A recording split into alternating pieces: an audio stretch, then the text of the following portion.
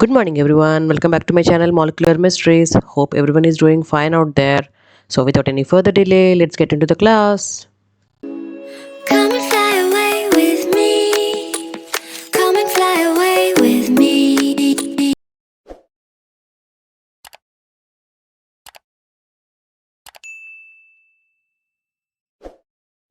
Good morning, students. So, hope you're clear with the chromosome and structures in the last class. Okay, in this class, I want to discuss about the most important topic in cell biology is cell division. Okay, how a cell divides and how the daughter cells are formed. Okay, and how the chromosomes are equally distributed in the daughter cells.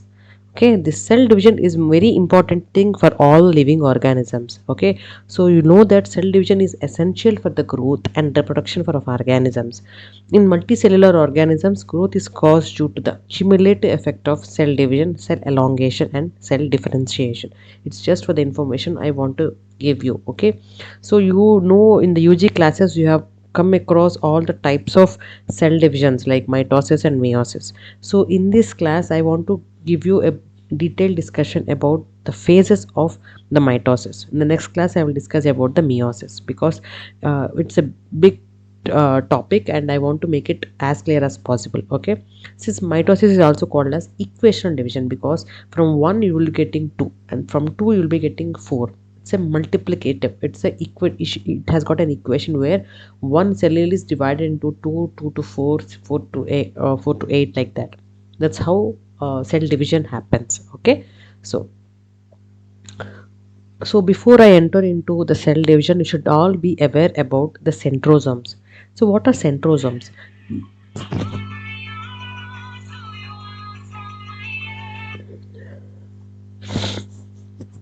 So before I'm before I talk about the topic called cell division, I want to have a clear information about the centrosomes. What are centrosomes?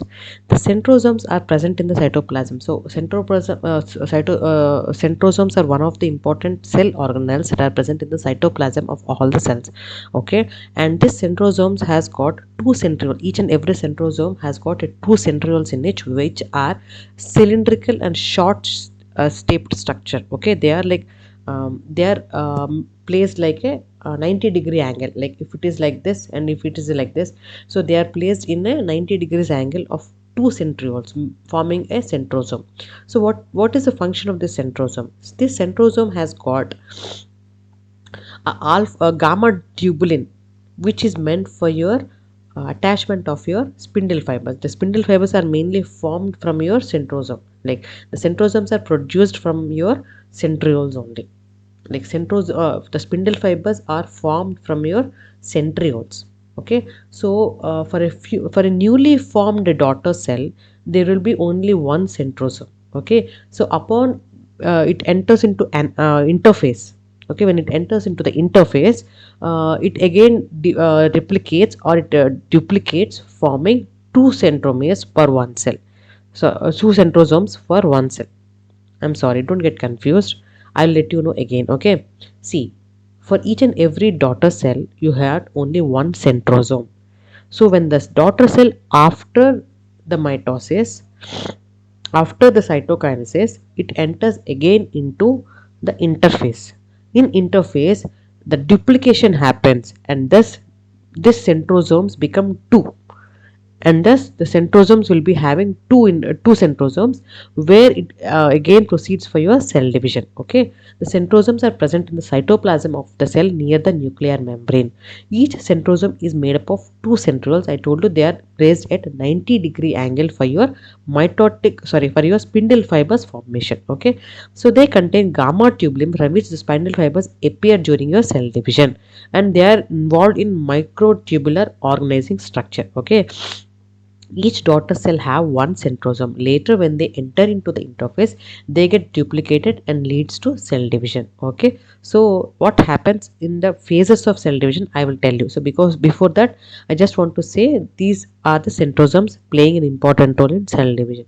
So what is mitosis? So mitosis, it occurs in all the vegetative cells. It is also known as a somatic division. Okay, and mother cells produce two daughter cells which are identical in shape, size and the character. Okay, mitosis causes increase in cell number and helps in promotion of your growth of the organism. Okay, so what are the main cycles or what are the main stages of cell cycle? They are two phases in mitosis. There's interphase or the resting phase and the mitotic phase. So if you consider how long does the mitosis takes place, it takes place 24 hours for a cell to divide. Okay, out of which the interphase occupies 23 hours and the mitotic phase occupies only for 1 hour. Okay, so interphase is meant for the resting where you are preparing the cell for your cell division, and the mitotic phase is a 1 hour phase where even the finally the cytokinesis also is followed with, like mitosis is also followed with the cytokinesis where cytoplasm is also divided. So you should be well aware of two terms like karyokinesis and cytokinesis. Karyokinesis is the like karyokinesis is the breaking of your nucleus and the cytokinesis is the breaking of your cytoplasm. So please be aware of it. Okay, so mitosis is immediately followed with cytokinesis where cytokinesis their cytoplasm is divided. Okay, now what is the interphase? Interphase is also called resting phase because it does prepare the cell for the cell division. It actually takes 23 hours of time for the cell to get prepared. So based on the phases, like how what does what really happens in the interphase, it's been divided into G1 phase, S phase and G2 phase. Okay, so what are the main what is the order? Let's talk about the order. So first is the interphase. Interphase followed with mitotic phase. Mitotic followed with cytokinesis, and the cytokinesis again it enters into the interphase. That is how the cell keeps on dividing. Okay, so this interphase is between the two successive cell divisions, I can say. Right, it is between the two mitotic cell division you will come across this interphase. Okay, so this interphase is again divided into G1 phase, S phase and G2 phase. G1 phase is meant for increase of your cell size. Everything, RNA is increased, protein synthesis is increased, and it does take 11 hours for that. Okay, and S phase is meant for your synthesis phase. S is known for synthesis. Okay, it's meant for duplicating, and DNA that is present in the chromatin would be duplicated and it does take 8 hours. Okay, and what is G2 phase is the generation phase where further the synthesis of protein and RNA is continued. Okay, whereas various cell organisms are also newly synthesized in interphase. Okay, so these are the phases in interphase. Okay, the interphase nucleus is large, dark and prominent. Cytoplasm is dense. Duration of interphase is prolonged. I told you it is 23 hours. Okay, so what is G0 phase? Okay, here comes the important topic where you will come across the G0 phase.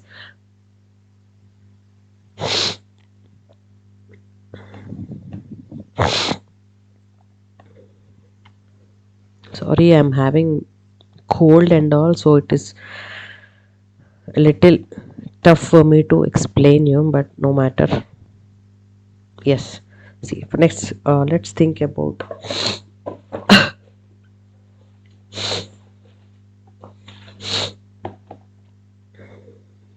okay, I'm so sorry. Suppose think this is your cell cycle. For your understanding purpose, I'm drawing the cell cycle. Okay, this is your mitotic phase. It is followed with cytokinesis. This is your interphase. This interphase is again changed into G1 phase, restriction point, S phase, restriction point and G2 phase. Okay, what are this? What actually happens is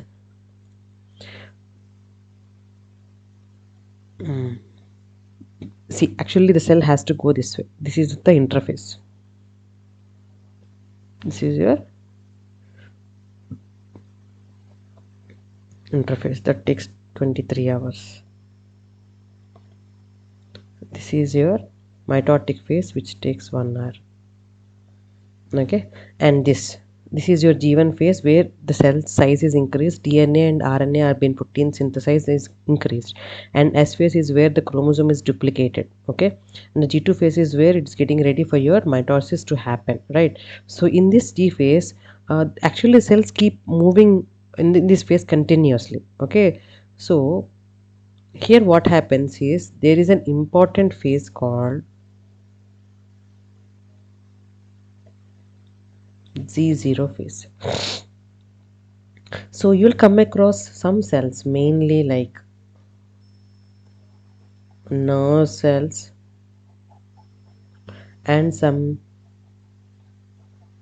matured cardiac cells. So nerve cells, you know that neurons, and cardiac cells, which are related to heart, right? These two cells are the cells which permanently reside in Z0 phase. What is Z0 phase?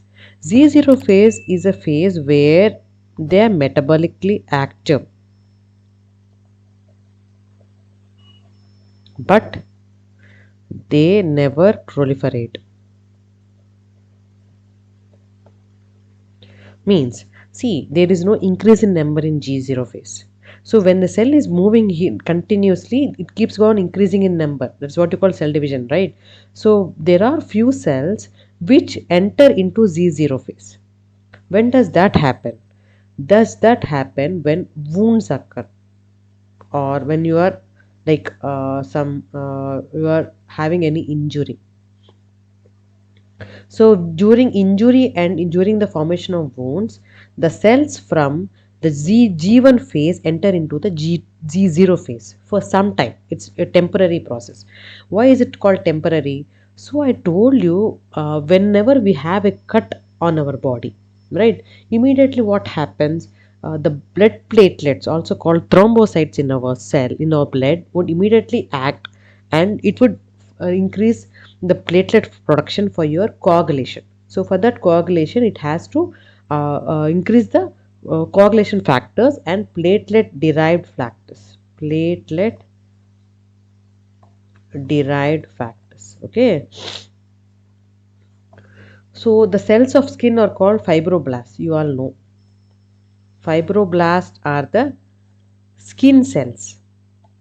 Okay, so whenever you come across an injury, like you are hurt by some injury, and you are down with injury. Okay, what happens? The skin cells called the fibroblasts. Okay, the skin cells are called the fibroblasts, and these fibro sorry these fibroblasts would enter temporarily to your Z0 phase, because in G0 phase it only enters again into the cell cycle only when the platelets release the platelet derived factors.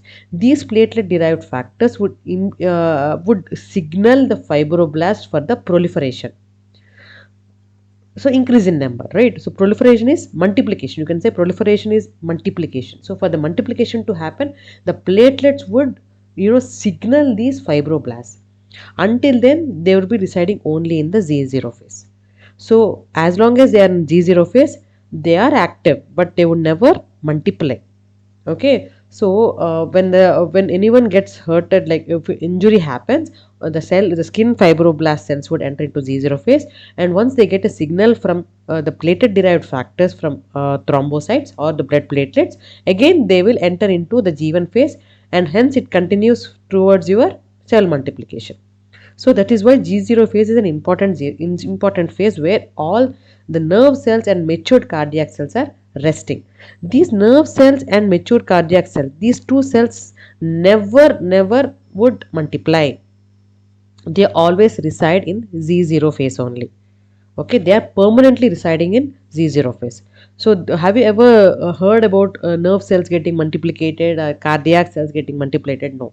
So they always reside in Z0 phase. So we should also be aware about that Z0 phase is also one of the important phases, okay, before you enter into the cell division topic. Okay, hope you are clear with the interface. These are the interface topics. Okay, zero phase, I told you some cells in the adult animals stop dividing. I told they don't proliferate. These cells enter into the quiescent stage of cell cycle called zero phase.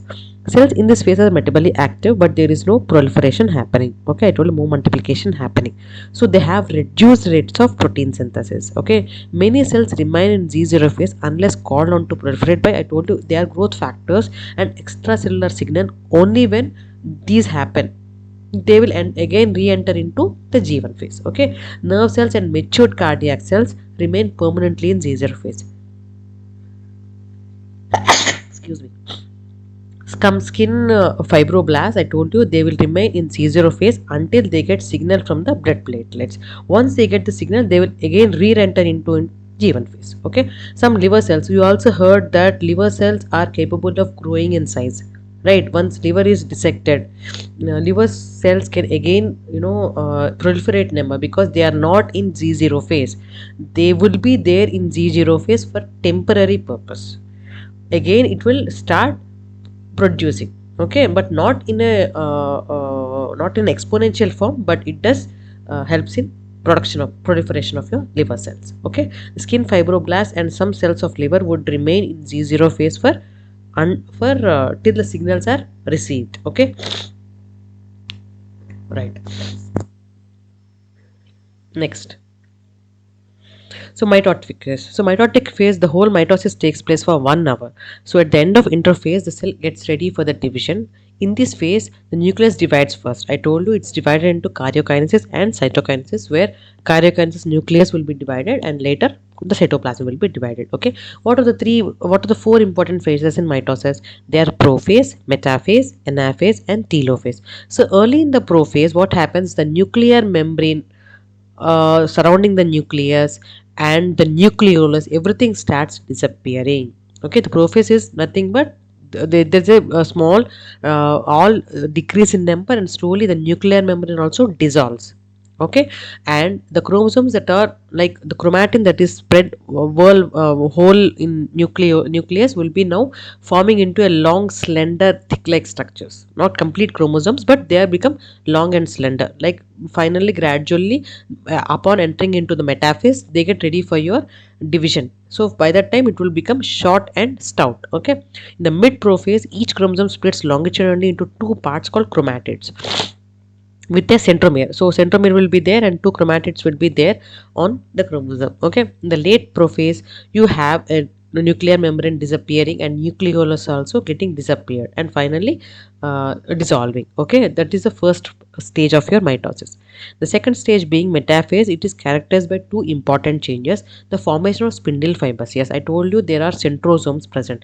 These centrosomes immediately move away and move towards your corners of your cell, opposite to your nuclear membrane. On the both the sides of your nuclear membrane or the nucleus, you will find the centromeres. These centromeres, once they move to that corners, they start producing the spindle fibers. Okay, so the spindle fibers get attached to the kinetochore part of the chromosome and bring them to the equator of the cell. I told you kinetochore are the two important cup-like structures that are present on either side of your centromere. Okay, and they bring them to the equator. I told you they will start pushing, they will start pulling towards the sides, making the chromosome forming a small plate like structure. Okay, they are called metaphase plate. Okay, thus the centromeres lie in the same plane. Okay, and the chromosome arms will be hanging in the cytoplasm. Okay, that is how a metaphase plate or equatorial plate is formed during a cell division. Once this metaphase is formed, you will enter into the anaphase. In this stage, the spindle fibers begin to contract, causing pressure on the centromere. So centromere is the place where the spindle fibers are attached. Okay, so upon doing, it will just pressurize it so that it can easily pull that towards their daughter cell. As a result of which, each chromosome is now dividing into two chromatids separately.